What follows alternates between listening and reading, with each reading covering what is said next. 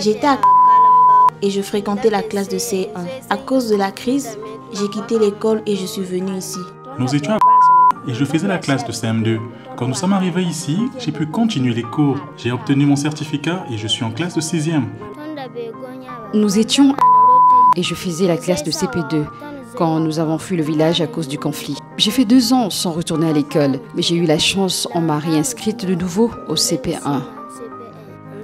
Je faisais le CE1 jusqu'à ce qu'on nous chasse du village. Et depuis que nous sommes ici, je ne vais plus à l'école. Je viens de où je faisais la classe de CE2. Quand nous sommes arrivés ici, j'ai pu continuer mon école.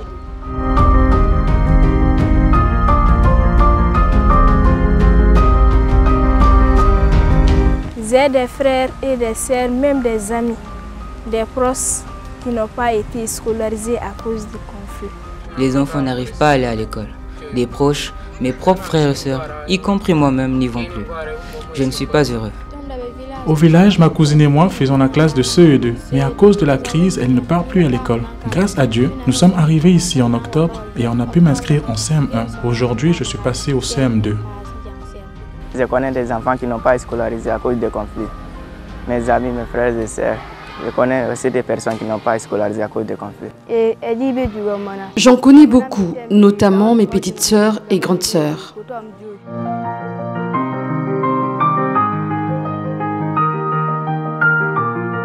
Depuis 2018 jusqu'à nos jours, les enfants n'ont pas été scolarisés à cause des conflits. Plus de 5 ans déjà, les enfants ne vont plus à l'école. Il y a 6 ans que ce conflit a commencé dans notre village. Les bandits brûlent les matériels d'école, empêchent aux enfants d'étudier. Les enseignants ont pris la fuite car ils ont tenté de les tuer.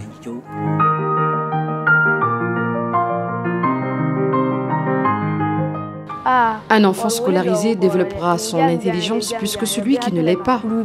C'est au cours de l'année que nous ont chassés du village. Arrivé à je n'ai plus été inscrite à l'école. Nous étions à sont venus nous chasser, qu'ils ne veulent plus voir quelqu'un, sinon ils vont le tuer. Cela a entraîné un déplacement.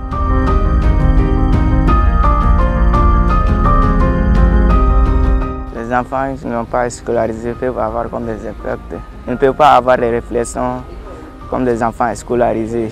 Ils peuvent aussi être des délinquants dans les rues. Ils peuvent même être recrutés par dans la communauté. Depuis que nous sommes arrivés ici, nous n'avons rien à faire que de circuler dans la rue et revenir nous asseoir. L'école que nous fréquentions n'est plus accessible et nous ne pouvons plus y aller. Actuellement, ces rêves se sont effondrés pour tous ceux qui les avaient. C'est cela notre principal souci.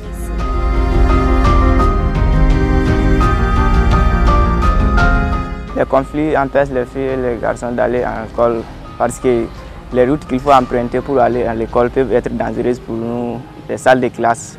Et au fil du temps, nous avons plus même des enseignants. Les enfants ont abandonné la zone parce qu'il y a des conflits. Les routes sont dangereuses et les écoles sont occupées. Ce qui empêche les enfants d'aller à l'école est le ils viennent et ils brûlent les écoles. Une fois qu'ils ont brûlé l'école, ils enlèvent le chef du village. Ensuite, ils chassent les enseignants de l'école et se placent sur les routes d'école. Une fois qu'ils voient les enfants arriver, ils les chassent, ce qui nous empêche d'étudier.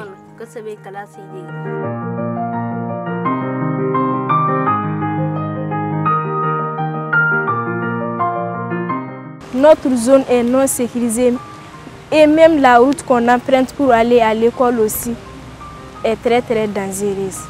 Pour cela, on ne peut pas. Moi-même, j'ai dû arrêter d'étudier à cause de ce problème.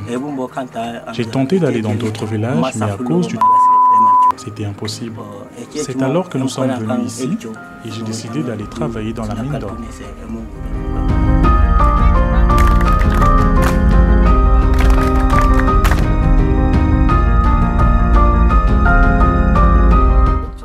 Ce que nous attendons des dirigeants, c'est qu'ils appuient les militaires à restaurer la paix dans nos villages, afin que nos écoles soient rouvertes et que nous retournions étudier là-bas dans la joie et le bonheur. Que nos plus jeunes frères aussi puissent étudier dans la joie et le bonheur. Et si nous avons un document, que nous puissions le lire et le comprendre. Ainsi, nos parents pourront profiter de notre réussite. Ce que nous voulons, c'est que les dirigeants rétablissent la tranquillité afin que nous puissions étudier pour avoir la connaissance et la compréhension. Nous voulons également qu'ils nous soutiennent afin que rien ne vienne entraver nos études et que nous devenions des personnes importantes dans la société. Nous serons heureux si nous réussissons. Nous ne voulons pas qu'en matière d'éducation, le soit en arrière. Nous voulons qu'il soit parmi les meilleurs d'Afrique. Je voudrais devenir professeur pour transmettre le savoir que j'ai reçu aux autres, afin qu'ils puissent eux aussi assurer leur avenir. En allant à l'école, tu peux devenir militaire et défendre le pays, pour qu'il y ait la paix et que chacun retourne chez lui. Tu peux aussi devenir médecin pour soigner ceux qui sont malades. Quand tu n'es pas scolarisé, tu ne sais pas compter, tu ne peux pas avoir un bon travail qui va te permettre de t'en sortir. Je veux étudier pour devenir un militaire, pour aider ma mère et mon père et défendre mon pays.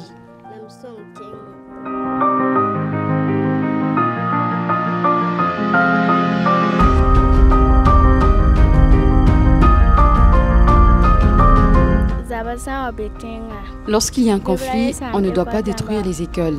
On peut demander à l'armée de sécuriser les écoles. Nous voulons que les autorités déploient plus de soldats pour sécuriser davantage les écoles, qu'ils construisent des camps pour qu'en cas de conflit, ils empêchent l'extension du conflit, pour que le conflit ne détruise pas les écoles ni le travail des populations. Nous voulons que les dirigeants nous soutiennent car un enfant qui a faim ne peut bien étudier.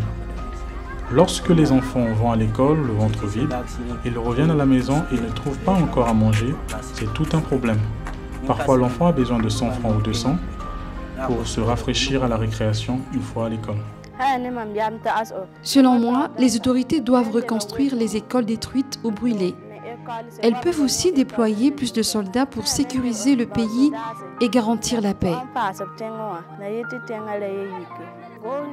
Le gouvernement doit aussi donner des fournitures scolaires pour permettre aux élèves de bien étudier. Pour que le conflit n'affecte pas les populations, il faut aussi construire des camps pour qu'en cas de conflit, les soldats défendent le pays et que le conflit n'affecte pas les populations, les élèves et les écoles, afin qu'il n'y ait plus de déplacement. Les dirigeants de notre pays devaient nous sécuriser la zone pour qu'on puisse aller reprendre nos études ou bien nous chercher des proches dans la ville et de recruter les enfants qui n'ont pas scolarisé afin qu'on puisse accéder à l'école. Les autorités doivent assurer notre sécurité pour nos études. J'ai fait appel aux dirigeants pour qu'on puisse cultiver la paix, en plus continuer à étudier, construire nous des écoles et sécuriser notre zone aussi.